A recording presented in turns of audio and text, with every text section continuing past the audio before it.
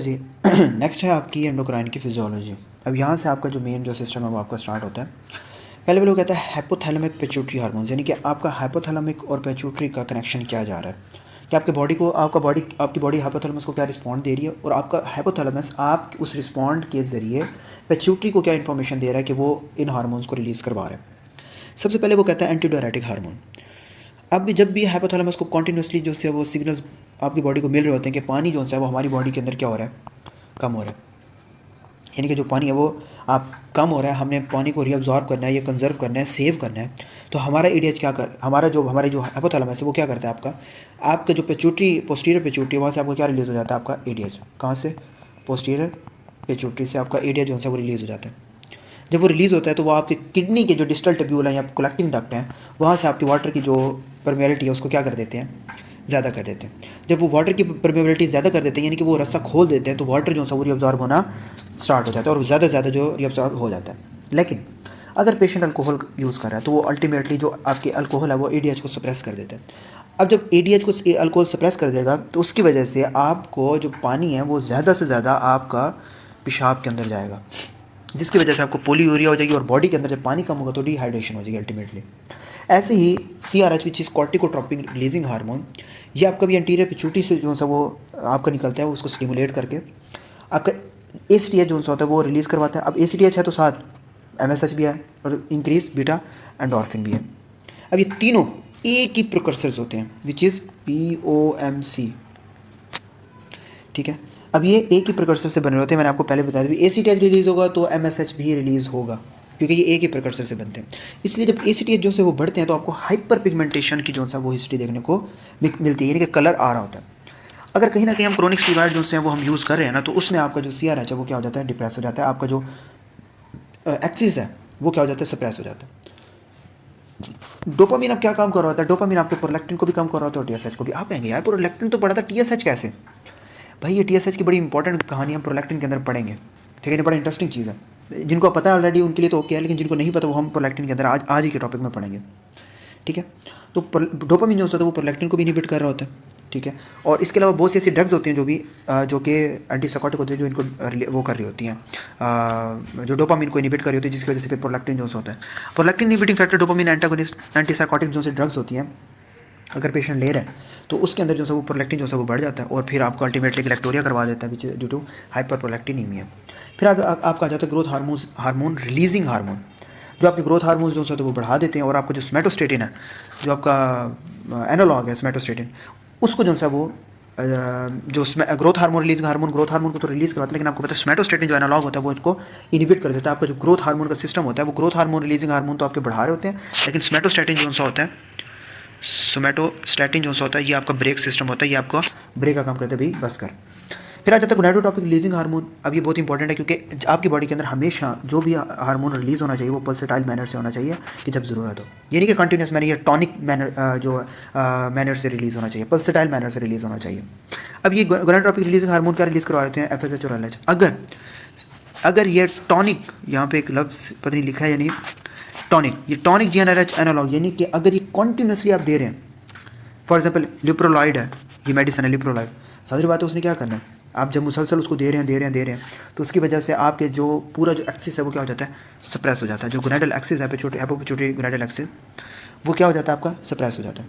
और जब वो सप्रेस होता है तो उसकी वजह से आपके जो FSH है और LH है, जो आपका पूरा सिस्टम होता है वो क्या हो जाता है, डिस्ट्रॉय हो जाता है।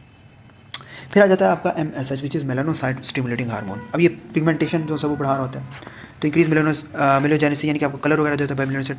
तो आज is hyper pigmentation in question disease. भाई जब आपका ACTH रिलीज ज़्यादा होगा, आप मुझे बताएं आपका MSH ज़्यादा रिलीज होगा या नहीं होगा, क्लियर। तो जब क्वेश्चन डिजीज में आपकी हाइपर पिगमेंटेशन इसलिए मिलती है क्योंकि आपका ACTH भी जो है वो ज़्यादा रिलीज हो रहा होता है, बिकॉज दे आर सेम प्रकर्सर्स, यानी कि एक ही हाथ के वो चटे बटे जो होते हैं वो कहते हैं। फिर ऑक्सीटोसिन है, ऑक्सीटोसिन का क्या काम है, दो है, एक मिल्क की इजैकुलेशन और लेबर के अंदर हेल्प करना, यूट्राइन की कॉन्ट्रैक्शन के अंदर। जब ये आपको पता है, जब भी आप अगर आप संज्ञानी की रोटेशन करें ना, तो उसके अंदर अगर बेबी नहीं हो रहा और यूट्राइन की कॉन्ट्रैक्शन रुक गई है, तो उसके अंदर हम जो है वो इंजेक्शन ऑक्सीटोसिन देते हैं 5 mg, और वो जब हम लगाते हैं तो उससे यूट्राइन की कॉन्ट्रैक्शन होती है और फिर लेबर में आपका जो स्टेज होती है उसमें हेल्प आउट करता है। और मिल्क के लिए भी जो है वो आपकी जो ऑक्सीटोसिन है, मिल्क की इजैकुलेशन जो होता है वो भी करवा रहा होता है। During breast feeding. और इसके अलावा स्ट्रेस या आपकी जो सोशल मीडिया की बॉन्डिंग्स वगैरह होती हैं उनमें भी आपका ऑक्सीटोसिन इंपॉर्टेंट रोल प्ले कर रहा होता है। प्रोलैक्टिन आपको क्या कर रहा होता है, रिलीज गोनाडोट्रोपिन, ये भी बड़ी प्यारी कहानी है, ये भी हम प्रोलैक्टिन के अंदर पढ़ेंगे, और स्टिमुलेट करता है लैक्टोजेनेसिस को। ठीक है, यहाँ पे मैं आपको डिटेल में बताऊंगा ना, फिर आगे भी आपको मज़ा नहीं आएगा, तो इसलिए वहीं पे आपको अच्छे से पता होना चाहिए कि ब्रेस्ट फीडिंग के दौरान जो है वो आपका ओव्यूलेशन जो है वो डिले हो जाती है, क्योंकि आपका प्रोलैक्टिन रिलीज हो रहा होता है, और प्रोलैक्टिन अल्टीमेटली आपका जो गोनाडोट्रोपिन हार्मोन को सप्रेस कर रहा होता है।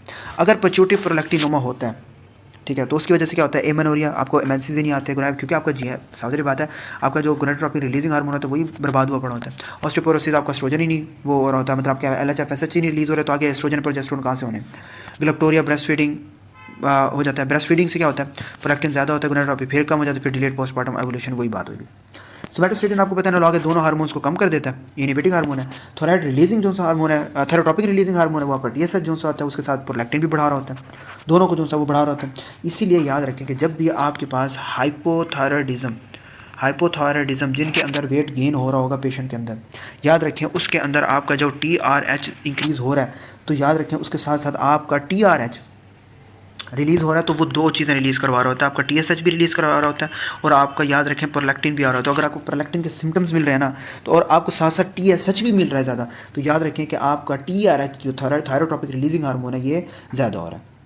ठीक है, तो सिर्फ आपने इतना याद रखना है कि हाइपोथैलेमस एक आपका मास्टर रेगुलेटर है, जो आपको डिफरेंट सिग्नल जो है वो पिट्यूटरी को कंट्रोल कर रहा है। पिट्यूटरी अब इन सिग्नल्स को जो है वो एम्पलीफाई कर रही होती है पूरी बॉडी के अंदर, चाहे स्ट्रेस है, ग्रोथ है, रिप्रोडक्शन है, वाटर बैलेंस है, मिल्क इजैकुलेशन, हर चीज़ को वो कोऑर्डिनेट करती है। ठीक है, अगर किसी में डिस्ट्रप्शन वगैरह हो जाती है तो उसमें फिर जो है वो मल्टीपल जो है सिस्टमिक सिम्टम जो है वो अपेयर हो जाते हैं। ठीक है, अब नेक्स्ट आ जाता है आपका ग्रोथ हार्मोन। ग्रोथ हार्मोन में वो ये कहता है कि आपका जो बॉडी है उसका ग्रोथ का एक जो मेन रेगुलेटर है, कंट्रोलर है, वो ग्रोथ हार्मोन होता है। अब निकल कहाँ से रहा होता है आपका ग्रोथ हार्मोन, आपका एंटीरियर पिट्यूटरी से।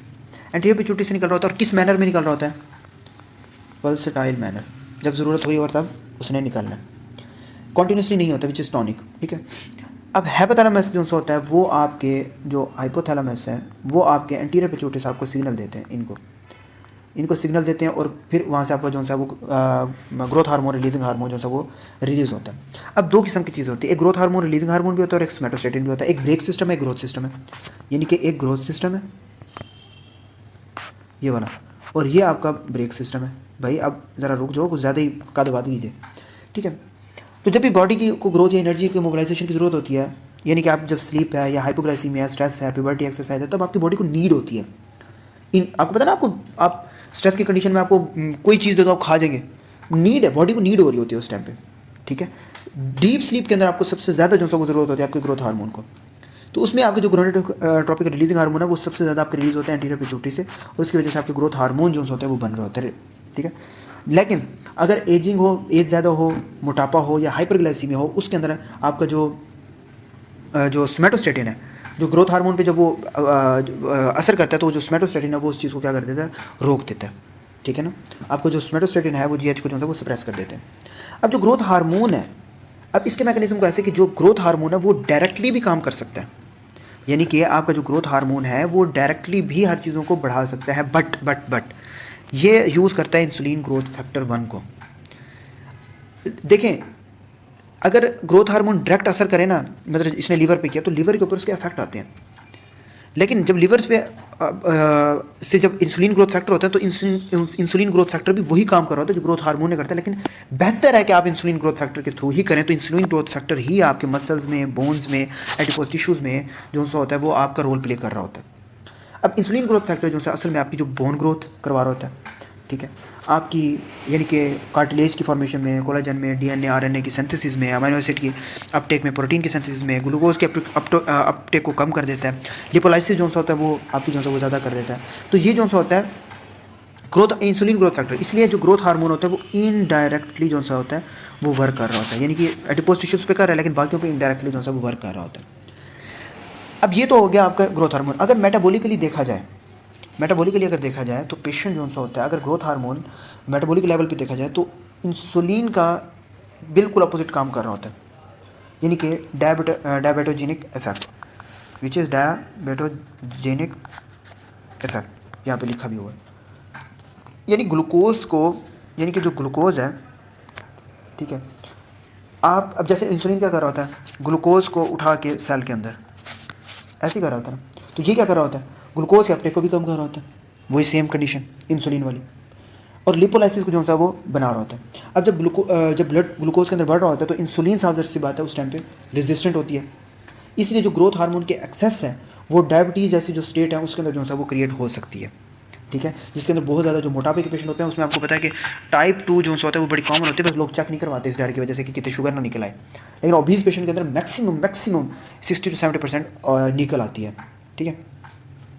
अब एक बात याद रखें कि जब भी आपका ये जो नेगेटिव फीडबैक है ग्रोथ हार्मोन का, ये दोनों का, याद रखें जब इंसुलिन ग्रोथ फैक्टर ज़्यादा बन जाता है ना तो वो वापस हाइपोथैलेमस और पिट्यूटरी को जो सा वो सिग्नल देता है, ये आपका हाइपोथैलेमस और नीचे आपका पिट्यूटरी है, तो वो उनको सिग्नल देता है नेगेटिव कि भाई ग्रोथ भाई बहुत ज़्यादा हो गया हूँ रिलीज़, ठीक है ना, तो अब जो सा है वो सप्रेस करते हैं, तो वो नेगेटिव फीडबैक देता है और सोमैटोस्टेटिन जो सा होता है यहाँ से इंक्रीज़ होकर जितनी भी चीज़ें होती हैं उनको क्या कर देता है, सप्रेस कर देता है। क्लियर। अब अगर एक्सेसिव सिक्रीशन हो रही है आपकी ग्रोथ हार्मोन की, तो आप मुझे बताएं उसके अंदर आप क्या सोच सकते हैं कि आपको क्या हो सकता है, योर पिट्यूटरी, यूजुअली आपका पिट्यूटरी एडिनोमा। अब बच्चों के अंदर जब आपकी जो सारी बात है एपिफाइसल जो सी प्लेट्स हैं वो क्या होती हैं, ओपन होती है ना, जो आपकी एपिफाइसल प्लेट्स हैं वो ओपन होती है ना, जिससे आपकी जो कद जो है वो बढ़ रही होती है। अब जब वो ओपन होती है तो उसकी वजह से आपकी जो हाइट है वो इंक्रीज़ हो जाती है, जब अगर ग्रोथ हार्मोन उसके ऊपर असर कर रहा है तो उसकी वजह से बच्चों के अंदर क्या हो जाता है, जायगेंटिज्म। लेकिन जो अडल्ट होते हैं उनमें तो प्लेट्स क्लोज हो जाती है, इसलिए उनके अंदर जो है वो एक्रोमेगाली के जो है वो चांसेस वो होते हैं, जिसमें आपके हैंड्स, फीट, जॉज और फेशियल फीचर्स हैं वो आपके ज़्यादा होते हैं, ठीक है। आपका जब भी ग्रोथ हार्मोन सबसे ज़्यादा रिलीज़ हो रहा है तो आप याद रखें कि इंसुलिन की एक तो रेजिस्टेंट हो रही होगी इन पेशेंट के अंदर, इंसुलिन की रेजिस्टेंट होगी बिकॉज ऑफ डायबिटीज़ मिलेटस, ठीक है। ऑर्गेनोमेगाली होगी, ऑर्गन जो सब बड़ा होगा, इसके अलावा आपको कहीं ना कहीं विजुअल फील्ड इफेक्ट भी हो। इसमें वही है कि ग्रोथ हार्मोन की अगर एक्सेसिव हो रही है तो हमने क्या रिलीज़ करवा देना है, सोमैटोस्टेटिन। अगर ग्रोथ हार्मोन की डेफिशिएंसी है तो आपको पता है उसके अंदर दो कंडीशन है कि बच्चों के अंदर शॉर्ट स्ट्रेचर होगा और अडल्ट्स के अंदर आपका मसल मास जो है वो कम हो जाएगा। अब अगर हम देखें कि अगर आपके पास कोई पेशेंट आया है और उसके हाथ भी जो है वो बड़े हैं, जॉज भी, उसको स्वेटिंग भी हो रही है, डायबिटीज़ भी है, तो आप क्या डायग्नोस करेंगे, this is the patient of acromegaly. और अगर बच्चा आपके पास आया और उसकी एक्सट्रीम हाइट है, आप कहें यार लगता तो है नहीं, उसकी क्या है, एक्सट्रीम हाइट है और उसका जो HG है, ग्रोथ हार्मोन, अगर आपने उसका देखा तो वो भी ज़्यादा है, तो this is the case of gigantism, क्योंकि आपकी जो एपिफाइसल प्लेट्स हैं वो क्या होती हैं, ओपन होती हैं। एक सबसे इंपॉर्टेंट क्वेश्चन आता है, what is the investigation of child, या what is the best to confirm growth hormone excess, तो it is insulin growth factor 1, ठीक है।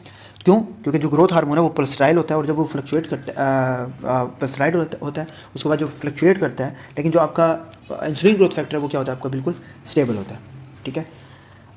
इन केस आपके पास पेशेंट आया और आपने ग्लूकोज दिया, अगर पेशेंट को ग्लूकोज देने के बाद, यानी कि पेशेंट आपने ग्लूकोज दे दिया और उसका जो ग्रोथ हार्मोन लेवल है वो कम हो जाए, मतलब आपने ग्लूकोज दिया, जो उसका ग्रोथ लेवल उसका कम होना चाहिए ना, लेकिन अगर ना हो, अगर ग्लूकोज दिया और उससे आपका जो ग्रोथ हार्मोन लेवल है वो क्या हो, कम ना हो, तो उसमें आपको समझ आना चाहिए कि it is the patient of acromegaly, because there is a oral glucose suppression test, कि वो उस चीज़ को आप जो आपने ग्लूकोज दिया वो उसको सप्रेस नहीं कर सकते क्योंकि आपने बाहर से दे रहे हैं ग्लूकोज वगैरह, ठीक है।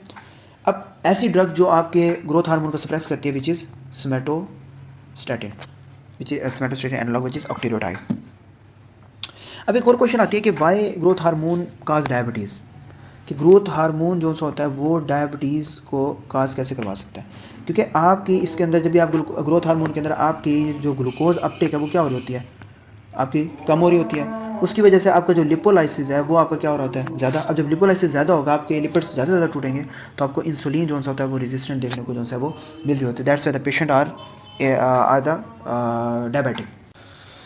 अच्छा जी, नेक्स्ट आपका है जनाब एंटी ड्यूरेटिक हार्मोन। अच्छा जी, एंटी ड्यूरेटिक हार्मोन को हम वैसोप्रेसिन भी कहते हैं।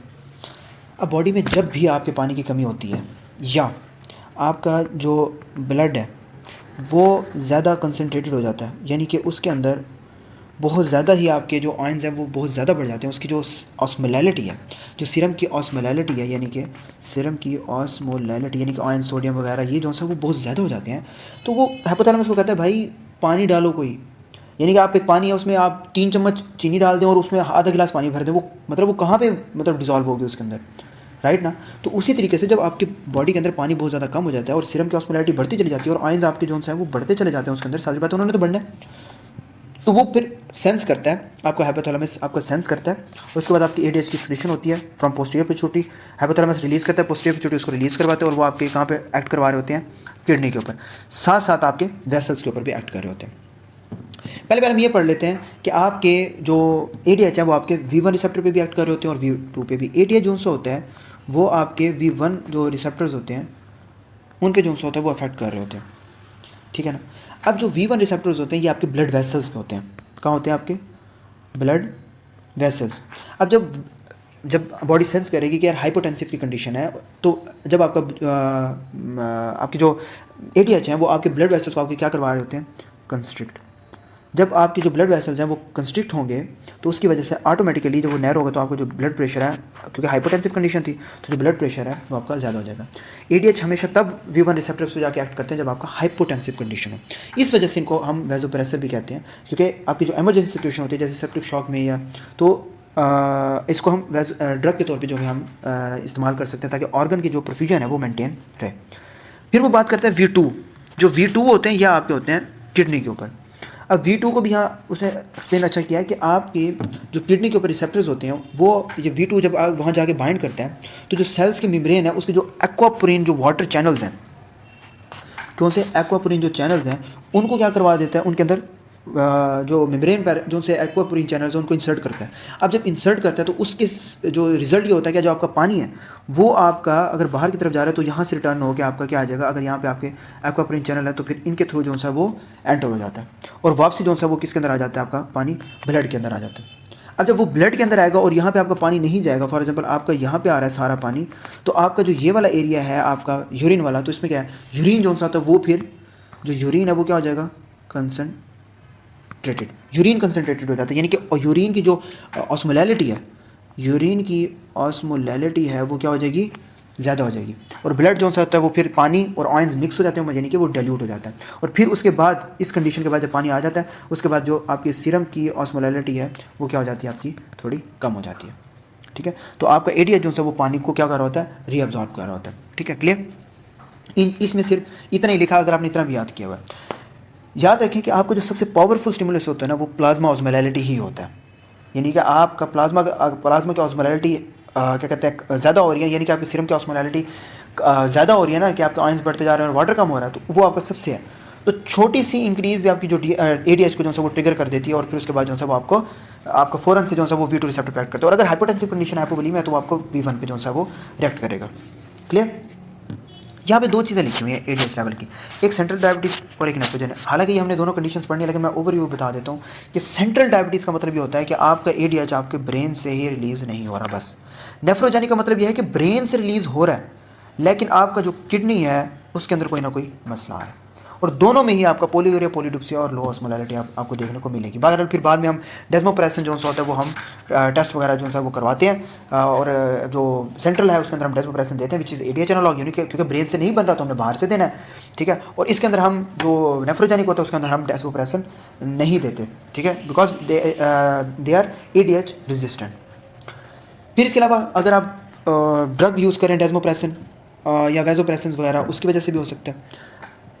अगर पेशेंट आपके पास आए फॉर एग्जांपल और उसको ट्रॉमा हुआ हेड का प्लस पोलीयूरिया, पॉलीडिप्सिया, पॉलीफेजिया, तो आप मुझे ये बताएं कि ट्यूमर का हेड का है तो इसमें आपका सेंट्रल डायबिटीज़ इंसिपिडस होने के चांसेस ज़्यादा है, नेफ्रोजेनिक होने के चांसेस ज़्यादा है, या सिंपल डायबिटीज़ इंसिपिडस होने के चांसेस ज़्यादा है, या diabetes mellitus. This is central diabetes, क्योंकि trauma of the head, brain से ही कोई ना कोई मसला बना है और वो एडीएच जो है वो रिलीज नहीं हो रहा। और अगर पेशेंट लिथियम ड्रग यूज़ किए जा रहा है प्लस उसको वही पोलीयूरिया, पॉलीडिप्सिया है और उसका जो एडीएच है वो नॉर्मल है लेकिन वो फंक्शन ही रोल प्ले कर रहा है, तो दैट इज़ नेफ्रोजेनिक। अब एक और चीज़ कि कौन से ऐसे रिसेप्टर्स हैं जो वाटर की एब्जॉर्प्शन को मीडिएट करते हैं, वाटर की absorption, not hypotensive condition, so they are V2 on kidney. And which receptors, those who increase the blood pressure, जो ब्लड प्रेशर को इंक्रीज करते हैं वो कौन सा होता है, आपके V1 रिसेप्टर और V2, ये आपके क्या कर रहे होते हैं, किडनी के ऊपर इफेक्ट कर रहे होते हैं। So this is of it for anti diuretic hormone. Next मुझे लगता है आई थिंक अगली वीडियो में इंशाल्लाह पढ़ा लें ये वाला टॉपिक, इसमें 3 हो गया।